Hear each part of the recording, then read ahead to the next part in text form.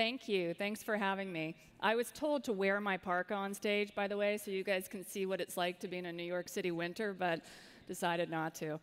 I'm really thrilled to be here. I always love coming to the Valley and talking to groups like yours, filled with dynamic, exciting, intelligent people, and from the public and private sector this time, too, as well as from the nonprofit world, I'm told. And so before I start, I actually want to let you guys give yourselves a round of applause, because at this moment in time, to be here as a group, a dynamic group representing the public and the private sector, this is what we need more of nationally. So I just want to say congratulations for doing it.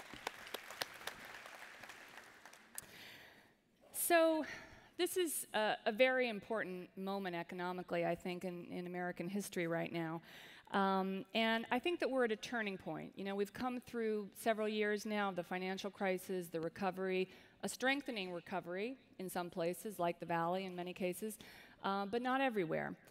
And I think that we're at a turning point because at this moment, we're seeing the public sector and the private sector start to merge in ways that I think are going to be really interesting and affect all of your companies.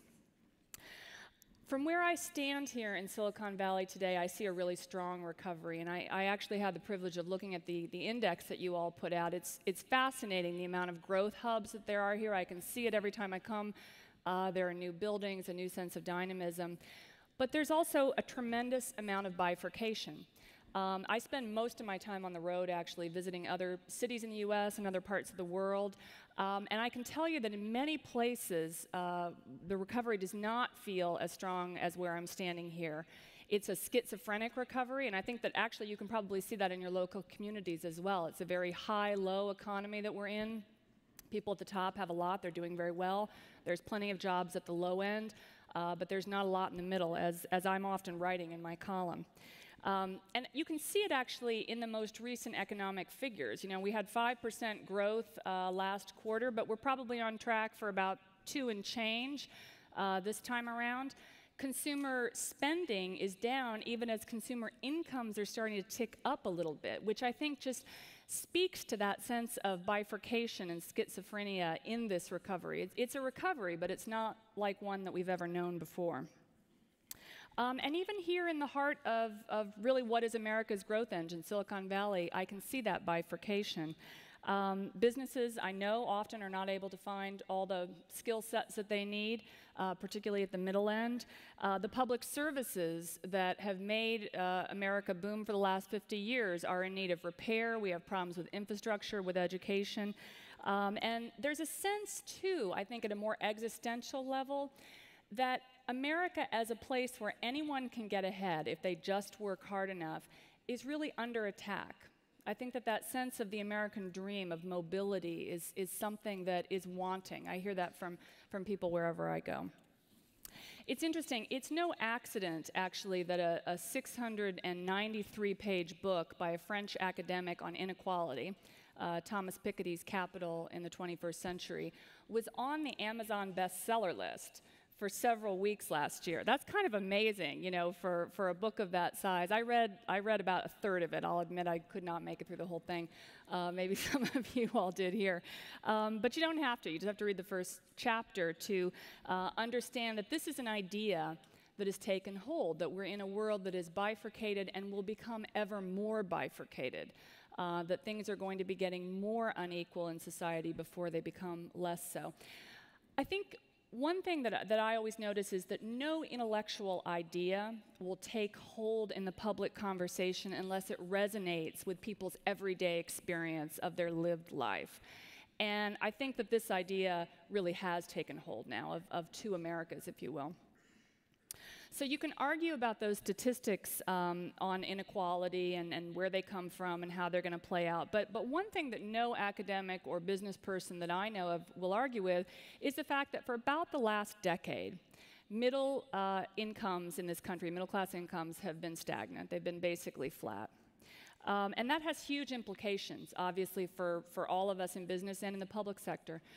And when we talk about these things, we often look at Washington and sort of, say, okay, they haven't done much to address these problems over the last few years, kind of shake a finger at them. And it's true, they really haven't. We've been living in an age of totally dysfunctional politics, certainly since 2008, probably long before. But the truth is that it's going to take more than Washington. It's going to take more than government to fix these things. I think it's increasingly going to take the involvement of the private sector. And the good news, frankly, is that there are already a lot of leaders out there that are showing the way, that are really coming up with creative, innovative solutions to some of the biggest challenges in the country. And this is coming from the business community. And so today I wanted to share a few of those stories, the people that I've been talking to, the stories I've heard, which I think will really inspire you and perhaps provide a little bit of a template of where we might go from here in terms of addressing some of these things as a nation. So my first story is about a company that probably everyone knows, Starbucks. You probably have an intimate relationship with this company. If you're like me, I'm a 5 latte a day girl. Full fat, by the way, in case you're wondering. They have a lot of interesting things going on at Starbucks. I actually have a big upcoming story in Time about this company. And the reason I got interested in Starbucks right now is not because they're having a great year, which they are, or because Howard Schultz, who's the CEO, has written a new book about veterans and is taking on a lot of big issues like student debt, unemployment, which he is. But the fact that Howard recently told me, in the midst of a very good year for him, and in the midst of what we think of as a strengthening recovery, that he saw the American consumer as fragile. He used that word, fragile. And I was really interested in his perspective on this. And the evidence that he gave me, I think, goes right to the heart of the biggest challenge economically and politically in our country right now. He told me that during the recent riots in Ferguson, Missouri, which followed the police shooting of an African-American man there, that coffee sales tanked, not just in Ferguson, but everywhere nationally. And they also tanked in New York when there were protests about police brutality and unrest following the Ferguson issues. And they tanked when there were protests in Oakland. And in fact, coffee sales are rising and falling essentially on the national mood, which I find fascinating. The idea that people will hunker down in these events and stay home and not spend $4 on a latte. That's pretty interesting. And I think that given that Starbucks has about 11,000 stores, that's a pretty good read on the American temperature. In fact, in some ways, it's a lot better measure than your quarterly GDP figures about how people are really feeling. And this is not just a recent phenomenon, actually. When you go back, if you remember the debt ceiling debacle, excuse me, a few years back, coffee sales tanked then. And when the government shutdown happened in 2013, they went down for 3 months. And it's interesting, Schultz told me that he actually called the White House to talk about this and said, we are creating, through political dysfunction, a more skittish, fragile consumer. And in fact, that's exactly what's happened. And I think that this has to do with this sense that the American dream is less attainable. I think you can really connect those dots. People feel fragile. They feel this sense of social unrest, of polarization. And statistics prove that this is not a fantasy. If you look at social mobility statistics in this country, it is getting harder to move up. As inequality grows, essentially the rungs on the ladder get bigger, and then it becomes more difficult to step up them. And so in the US here, we have lower levels of social mobility than many parts of Europe, than Nordic countries, than some parts of Germany and France, which is really fascinating that old Europe, with all of its problems, would be a place where people could get a leg up more so than in the US as a whole is quite interesting. And I think that this is reflected in the national conversation. So much more of the burden of a middle-class life has fallen to individuals rather than business or the public sector. You know, you've got a full freight education at an Ivy League school costing $300,000 now, which terrifies people, even wealthy people. And I think that that's actually one of the reasons you saw such an outcry recently when President Obama announced his plan about changing the tax benefits for 529s. People just had a kind of a very emotional response to this, like, we cannot have this. You know, we're struggling to achieve a middle-class life as it is. So you can see all that reflected in the Starbucks latte index, as I would call it. And I think that the key point here is that a fearful consumer, a skittish consumer, does not make for a strong recovery. So the question is, what can we all here do about it? What can the public sector do? But more importantly, what can companies do at this point to help with this? So when you ask this question, you hear constantly about education. We have to educate ourselves better. We need educational reform. And that's absolutely true. As I'm sure all of you here know, about 60% of all the jobs that are going to be created in the next 3 years or so in this economy will require at least a 2-year associate's degree, if not a 4-year degree. The problem is that very few kids out there are getting those degrees. The rates of graduation from both 2- and 4-year universities are really abysmal. About 30% of kids start school and then don't finish. So some of that, I think, is about money and about the way that the finances of public education are structured here. But I think a bigger part of it is the fact that we do not do such a good job in this country of connecting the dots between job creators and educators. So what I hear constantly when I go into companies is that the educational system, except at the very high level, is turning out kids with skills that aren't necessarily required. There's a mismatch. Other countries approach this very differently, by the way. You know, in Germany and some European countries, there's a lot more collaboration between educators and business people.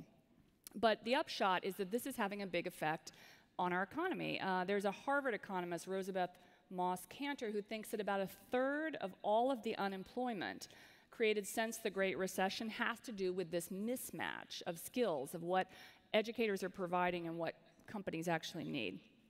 So traditionally, education has been the purvey of the public sector, but the public sector is actually quite beleaguered at the moment, as we all know. I mean, there's a reason for the dysfunction in Washington, and some of it is that governments everywhere are really in a pinch. And one thing to think about there is we've heard a lot about debt reduction since the financial crisis. We've heard about how consumers are getting their balance sheets in order, about how companies are in the black and they're doing better, and many of them are, and certainly some of them here in the Valley are doing very well. But the public sector has gone way, way, way in debt since the beginning of the financial crisis. In fact, it might surprise you that despite all the talk of deleveraging globally since the financial crisis, there's actually been $57 trillion more in debt created globally. $57 trillion, and most of it has gone to the public sector. So that's the US, governments in Europe, a few emerging market countries like China as well. And I think that the upshot of that, which again you can see in the president's budget that's been proposed for 2016, is that governments are going to be looking for a lot more ways to raise revenue. And that's going to put pressure on business. But there is a silver lining here that I think it's also going to create an opportunity for business to change the conversation in crucial areas like, for example, education. So just a few examples of how companies are already doing that. To go back to Starbucks, one of the issues that company is taking on is the issue of student debt and kids starting and not being able to finish their degrees. They actually did a poll recently within the company and found that 70% of the workforce, many of whom are young people who haven't finished a college degree, started school and tried to finish and then had to drop out for a variety of reasons. So what to do about this?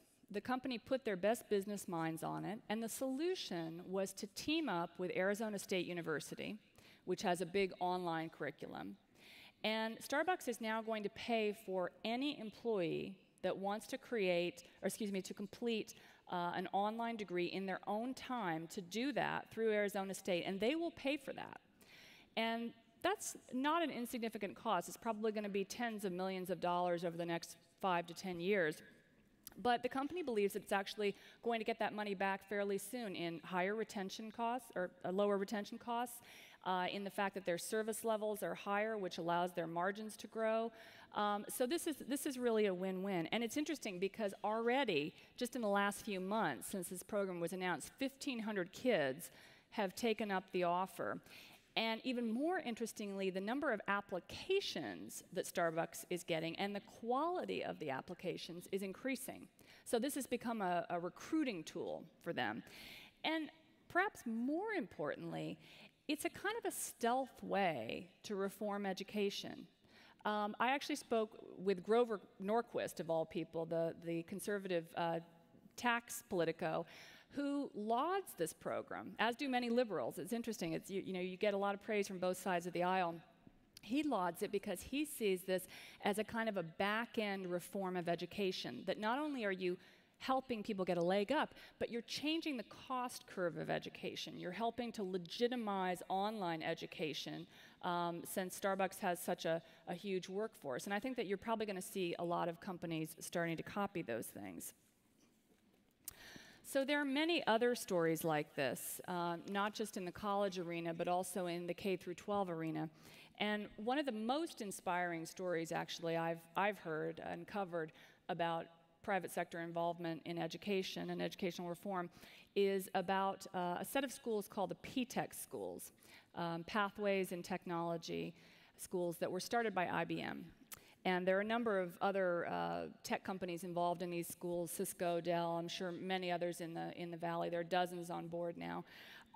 And these schools are actually changing the nature of secondary education in the US. And so I want to tell you a little bit about that. About 10 years ago, IBM held a big summit to think about what its biggest mid and long-term competitive challenges were. And it wasn't the growth of emerging market giants that might be competitors, wasn't political risk. They felt that it was middle market talent.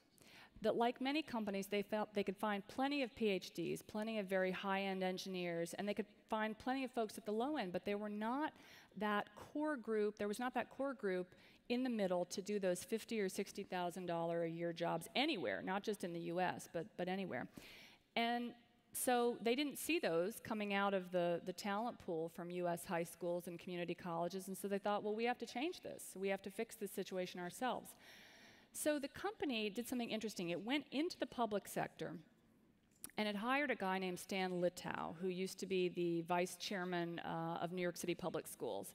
So this is somebody who knew how to work within the public sector and sort of deal with the politics and intricacies of that. And they brought him into the company and said, fix this, create an educational system that will give us that skill set that we need.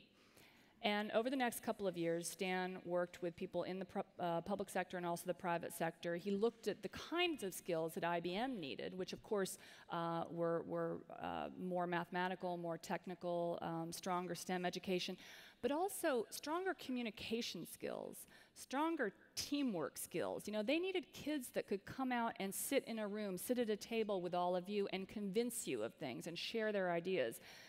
So there were soft skills at play here too.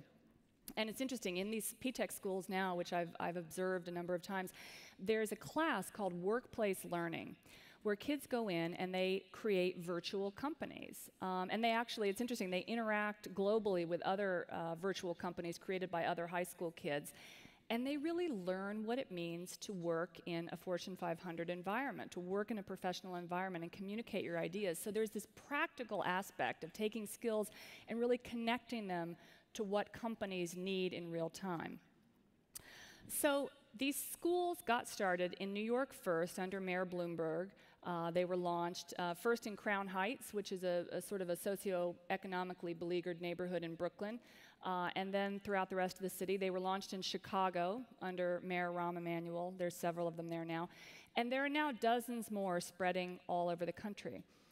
And there are any number of success metrics that I could point to about the P-Tech schools, but I'll share just a couple with you that I think are very telling about what the private sector can do and how they can change things nationally when we put our minds to it. So the schools were set up to graduate kids over 6 years, not just with a high school degree, but also with a 2-year community college degree connected to that. Because basically, as everyone knows, 2 years of college is the new baseline. You know, if you graduate just with a high school degree, you're not guaranteed anything but a $15 an hour job. So these kids graduate with a community college degree in 6 years, which, by the way, dramatically increases their chances of finishing a 4-year degree. But what's fascinating is that most of the kids are on track to complete that 6-year curriculum in 4 years. So basically, IBM and the other companies involved in the P-TECH program have ramped up the quality of a 4-year degree. They've made 6 the new 4. They've kind of created a new normal for what high school education should be. So when these kids graduate, they'll have a better chance of going on to a bachelor's degree, but they will also be guaranteed a $50,000 a year job with the companies that have been involved in this program. That's an amazing promise for someone to step into. That's how you build a sustainable middle class. I think that that is really a mark of what the private sector can do with these sorts of challenges when it really applies the skill set that it has. So, by the way, this idea of connecting educators with companies isn't new, and it's not particularly American. The Germans do it. They've been doing it for some time with their vocational curriculum there. And they have a different way of thinking about the way company strategy is run in general. They actually have a different board structure than we do. They think about more of a stakeholder capitalism, a capitalism that is not just about investors or managers, but is also about labor, is about civic leaders being part of those decisions. And a lot of German companies, a lot of European companies that follow this system credit that for their competitiveness. You know, despite the problems that Germany has, it does have a very competitive export sector, and it's in part because of that more stakeholder style capitalism that they've been using there for some time. And I think that idea of a shared vision, a community vision that informs corporate strategy is something that we should really think about more in this country, and that could bring a lot to the party. This uneven wealth balance that we see everywhere around us, that's in the State of the Valley Index that you all shared with me, that I see, frankly, everywhere I go in almost every story I cover, that's something not just that labor leaders or liberal economists are worried about. I see a lot of CEOs, like Howard Schultz, worried about that too. And beyond that, I see a lot of CEOs and business leaders who feel that the pressure from the markets, the pressure from investors to please Wall Street, the pressure from activist investors who, you know, are rife here in Silicon Valley, and a number of high-profile stories, Yahoo and others. CEOs are very concerned about this, and I think that they feel a lot of pressure to make short-term decisions, to make the numbers. I think going public has become something that people are worried about in that sense, that that's going to be the end of their creativity and innovation, or the end of their ability to really think long-term. And so I think that a model that creates more sustainable growth is what we need to think about. And you hear that already, frankly, I think, from the best firms in the Valley, from entrepreneurial firms. You hear it from firms overseas. Alibaba's Jack Ma is one that often talks about this, putting employees and customers first and investors third. I think that sense that companies need to be incentivized properly to think about the long haul is something that you're going to hear a lot more about in the next year or so. And there's where government could actually do something important, and I think is starting a conversation around tax reform.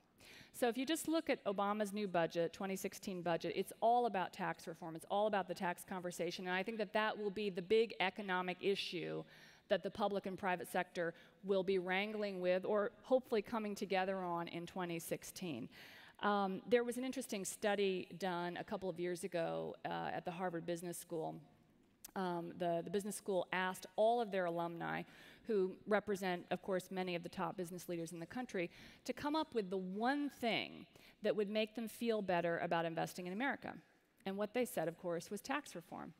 And the thing that I found fascinating about that survey is that it wasn't even so much that they were looking for a lower rate or a particular rate. They just wanted a tax code that made sense, a tax code that allowed them to invest for the long haul, that rewarded them when they did, and that made it easier to do business in the US.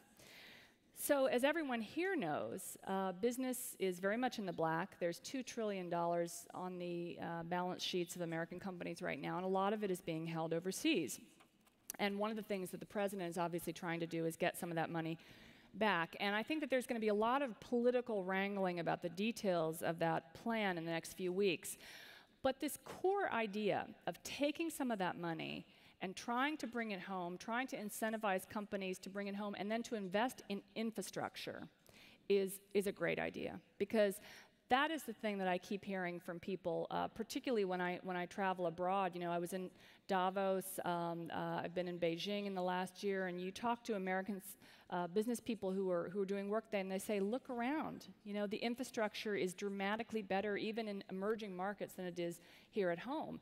And so creating some change around that would be, I think, a great starting point. Now, how do we do that? That's the question. How do you incentivize companies to bring some of that cash back and put it to work in a way that's going to be really helpful? There, I think it's interesting to look back at history, because a lot of corporations have asked, for example, for a much lower tax rate, 5 or 6%, a tax holiday where they could bring money back into the country on a one-time basis. We did do that back in 2004, 2005, and a lot of money was brought back, but the truth is that most of it, in part because of Wall Street pressure, went into share buybacks, went into dividend payments. Not a lot of it could be tracked into real investment in things like infrastructure, in things like education, in long-term job-creating strategies, and I think that that's what we really need, and that conversation between the private sector and the public sector about how that happens is going to be crucial. Which brings me to my last point. At the beginning of this talk, I mentioned that we are in a recovery, but it's not a recovery as we've known it. Historically, it is still the second longest and weakest recovery of the last 100 years. And there's still major threats on the horizon, economically and politically. We see rising extremism politically all over the world. We see growing inequality. I think we're going to see a lot of market volatility, in part as a result of those two things. And there's a strong sense in many parts of the world that there is an elite that's sort of flying above these problems, 35,000 feet above the problems of each individual country. And I think that that's resulting in a lot of turbulent politics globally. You can see it in Europe, for example, with the rise of right-wing parties in France and Germany and Spain, in Italy, and in Greece. You can see it in China, where there's actually a debt crisis brewing. There's also been a crackdown on human rights in the last few years. And you can see it in places like Russia and Nigeria and parts of the Middle East, where there are all the makings of a middle-class consumption society. But because there is such weak governance and civic society, that consumption society, that middle-class society can't take off. And you can see it, I think, actually here at home in many cities and in parts of the valley with the protest over the rising housing prices. People camped out in the street talking about inequality, talking about the inability to find jobs. And I think that these are problems, ultimately, that government can't fix on its own, the public sector can't fix on its own, and it is going to be turning more and more to companies to help with these solutions. And I think that we're at a real turning point, actually. The sort of laissez-faire attitude that was rife both in government and the private sector in the run-up to 2008, the sort of idea that politics don't matter anymore and markets know best, seems sort of naive at the moment. And so I think that we're headed towards something different, something that I call localnomics, actually, where I think that you're going to see the public and the private coming together a lot more on local issues, on regional issues. And it's already happening. And so I'd like to just sort of end the discussion today with a success story that I think really encapsulates what can happen when you have the public and the private coming together, and also you have bipartisan support for change. So I'd like to end my talk with a story about a city that I visited a number of times over the last few years, Columbus, Ohio. So I'm from the Midwest. Actually, I'm used to wearing parkas, by the way. I'm from rural Indiana. And even by my standards, Columbus is not the most exciting place in the world. It's certainly not as vibrant in many ways as the Valley. But it's a hardworking Midwestern city, about 800,000 people, Rust Belt city. And it was visited about 12 times by political candidates in 2012. And I expect it to be a real hotbed in 2016 as well. I think you're going to see a lot of talk about what Columbus has done and whether or not it can be a model for the rest of the country. And that's because that city seems to have figured out this elusive goal about how to create shared prosperity. And I'll tell you just a few sort of success metrics from there. They were hit very, very hard in 2008, 2009. Growth just fell off a cliff. But by 2010, it came roaring back. And the unemployment rates are now far below the national average. The wages are higher than the national average.